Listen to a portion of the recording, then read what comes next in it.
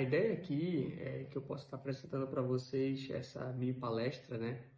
Que nada mais é do que um pouquinho da minha experiência com resolução de questões do Enem, para a gente entender também um pouquinho a estrutura de uma questão. Porque às vezes é muito difícil a gente fazer uma questão sem entender essa estrutura. Às vezes tem alunos do primeiro, do segundo, que estão começando seus estudos agora, inclusive alunos do terceiro, às vezes, que estão fazendo a questão e meio que não sabem o que estão fazendo. Às vezes a gente até sabe a matemática, né? Mas às vezes se perde na estrutura da questão. Então, conhecer a estrutura de uma questão do Enem, como ela é construída, como ela é feita, ajuda muito na hora da gente coletar as informações e entender. E ajuda demais, né? Então, aqui esse vídeo, a ideia é que tu possa também compartilhar ele com algum amigo teu, mas ele é do nosso curso aqui, então os alunos do curso já tiveram essa aula, mas eu estou deixando gravado aqui para aqueles que ingressaram depois e também para poder ajudar outras pessoas que às vezes não têm noção de que as questões até têm uma estrutura e que é importante conhecer ela, né? Então, dito isso, vamos seguindo aqui, né, para a estrutura de questões.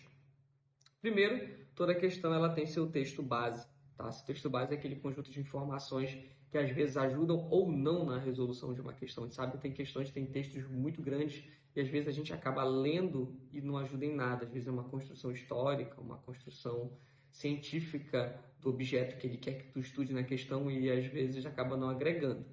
E a gente tem que saber fazer essa filtragem na hora da leitura da questão, né? Então, sempre às vezes tem esse texto base, que pode ser um texto pequeno ou um texto muito grande, né? Depois ele pode te apresentar algumas informações. Ele pode trazer um gráfico, ele pode trazer uma tabela, ou ele pode trazer uma figura. Ou ele pode trazer, inclusive, todas juntas, tá? Ele pode misturar os três, ele pode misturar 2 a 2. E aí cabe a você também fazer a leitura desses dados. Normalmente nas questões de Enem, quando ele traz uma tabela ou um gráfico, é para você usar na questão. Mas nem toda figura que ele traz é para usar às vezes. Então isso daí tem variações que acontecem uma vez ou outra. Então tem que ficar atento. Às vezes tem figuras que não são úteis. São só para ser de caráter ilustrativo. Então a gente tem que sempre ficar atento. Dito isso, ele traz também o enunciado. Esse cara que sim a gente tem que se tocar muito. Tá, ele é fundamental, ele não vai estar em outro lugar, o enunciado não vai estar acima do texto base, ele não vai estar abaixo do texto base, ele vai estar sempre bem aqui, tá? Só para nosso critério, o enunciado ele é aquele último parágrafozinho que vai aparecer antes das alternativas, tá? Por que eu preciso que tu tenha essa noção de onde vai estar o enunciado? Por que eu preciso disso? Porque a gente vai começar lendo por aqui. Essa é a primeira coisa que nós temos que dar atenção numa questão, não o texto base. O aluno que está começando as questões de Enem, ele vai trabalhar sempre lendo o texto base, aí ele lê tudo aquilo lá, chega lá no final, aí ele lê o enunciado e não sabe mais o que o cara quer, ele lê tudo de novo para poder entender. Então ele acaba se perdendo. Então isso é muito importante que a gente tenha uma noção de por onde começar. O texto base ele é um filtro que às vezes acelera muito a resolução da questão. Por exemplo, às vezes você lê e ele já fala o que ele quer. Então você, quando for no texto base, você já está filtrando. Porque às vezes você lê o texto base, desce, lê o enunciado e aí você não tem informações, aí você volta para filtrar. Então você faz isso 2 vezes. Quando você começa pelo enunciado e retorna, você já vai estar construindo ali o seu filtro. Então às vezes você já vai coletar muito mais rápido a resolução dessa questão. Aí você pode dizer, pô, Caio, meu professor faz diferente. Tudo bem, o que eu estou te ensinando aqui é o método que eu ensino para os meus alunos no curso que a gente faz. Por quê? Porque nós temos uma estrutura, isso ajuda muito a otimizar o tempo e a coletar melhor os dados. Consequentemente, a ter uma taxa de acerto melhor quando a gente está lidando com a questão, certo? E aí vem as alternativas, tá? Que a gente sabe que tem uma certa e 4 erradas. Isso daí é padrão. O que não te falaram é que essas erradas elas vêm de uma ciência chamada ciência dos distratores. Como assim, professor? O que é um distrator? São caminhos aceitáveis de um erro. Como assim? Que são caminhos aceitáveis de um erro? Você já deve ter se deparado com isso em alguma prova que você está fazendo. Até mesmo no Enem, você fez lá sua conta, fez tudinho bonitinho, fez todos os cálculos, deixou tudo perfeito. E chegou em uma hora lá que tinha alternativa, você falou, essa daí eu não vou errar não, vou contar pro meu pai, pra minha mãe, que pelo menos uma eu acertei. E aí quando sai o gabarito, você olha, pera lá, eu errei. Mas como assim eu errei se tinha para marcar a questão que eu fiz tudo certo?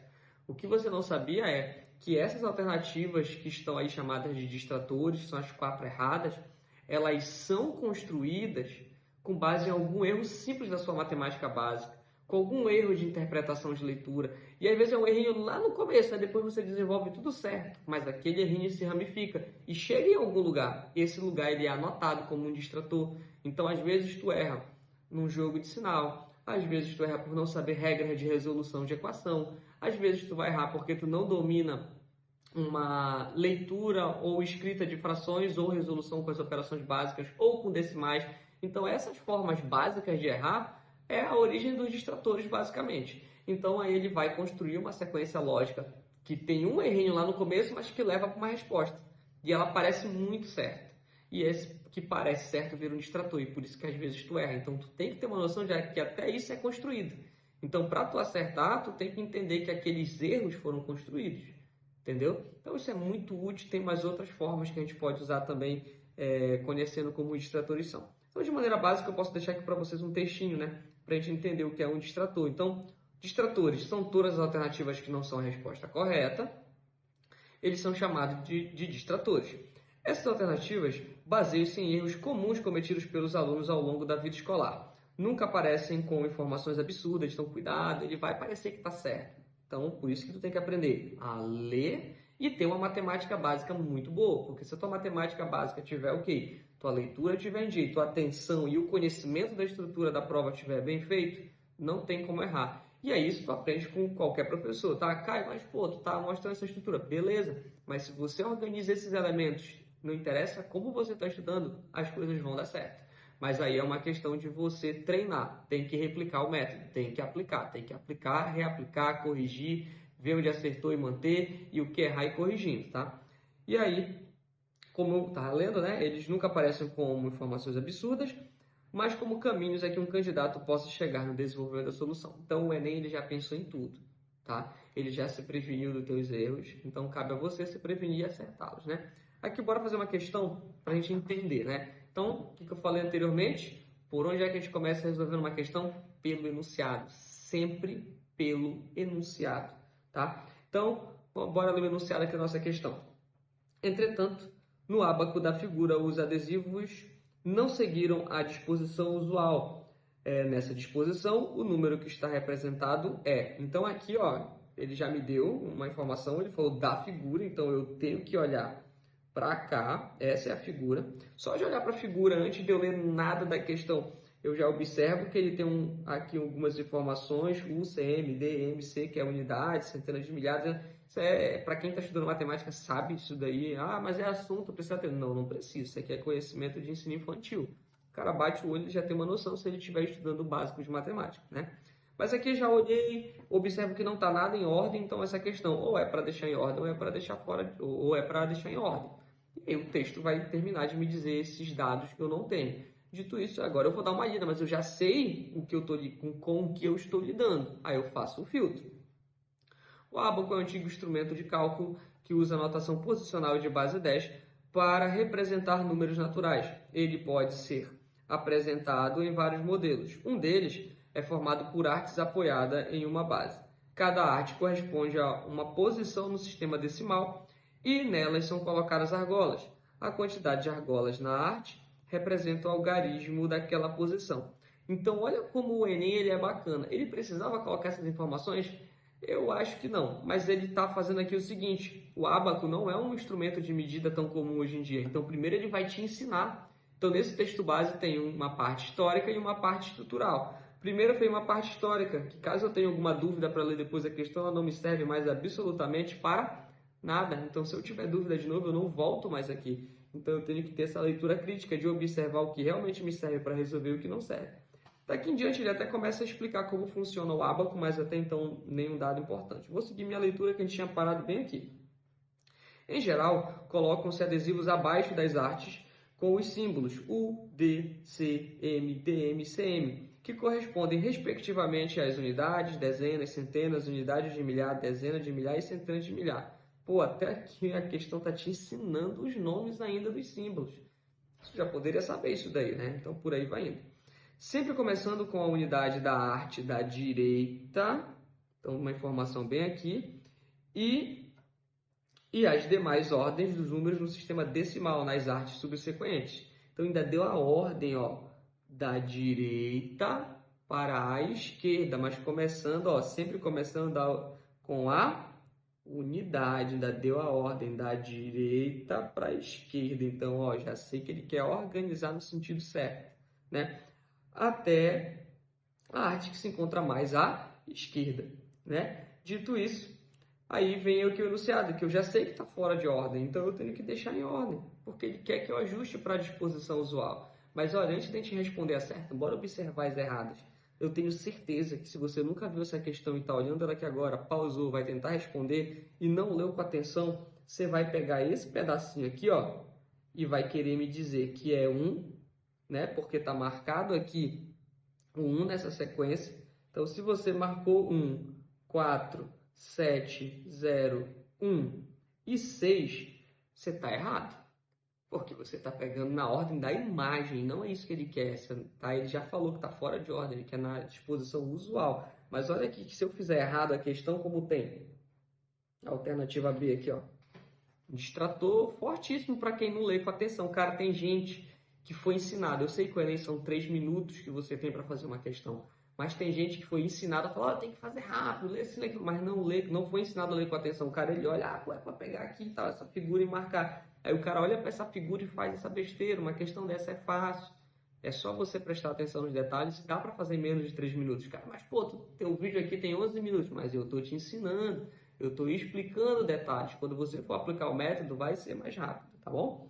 Então, ó, e cara, se você for ignorar aqui, ó, bora supor que tem o cara que marcou a mesma coisa. E aí, ó, tem uma arte aqui do M, que é a milhar, não tem nada. Aí o cara nem pensou que é 0. Aí ele vai marcar de novo, ó. 1, 4, 7, 1, 6. Bora ver se tem essa opção. 1, 4. Aí aqui ele já não colocou, tá? Aí aqui, graças a Deus, esse distrator você ganhou, tá? Ó, esse aqui não tem, mas poderia ser um distrator, que é o cara que ignorou o 0. Agora, bora colocar na ordem. Bora seguir a ordem aqui, que é ir da direita para a esquerda. Primeiro é uma unidade, que no caso é 1. Aí eu verifico quais são as candidatas a certa. Acho que tem 1 na unidade, pô. Pronto, eu estou indo por candidatos à resposta certa. Então eu vou respondendo construindo esse número. Depois da unidade eu sei que a dezena, que é subsequente. Na minha dezena eu vou ter 7. Então, ó, candidatos à resposta certa ou é a primeira, né, ou é a letra A ou é a letra D. Já caiu por terra aqui a E. Eu já sei que a B também estava errada e a C também, porque já não bate aqui com a sequência. E na minha centena tem que ter 1. As duas tem, então ainda são 2 candidatas à resposta certa.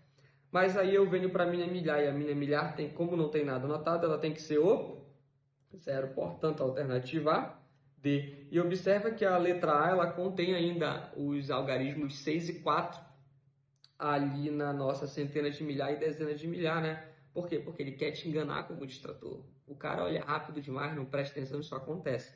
Então isso aqui é só para você ter uma noção de como essas questões funcionam. E aí fica uma dica para quem ficou até o final do vídeo, que é muito importante. Eu sei que isso não vai parecer muito contra-intuitivo a princípio, mas você tem que guardar isso. Questões que você não consegue acertar, tente errar.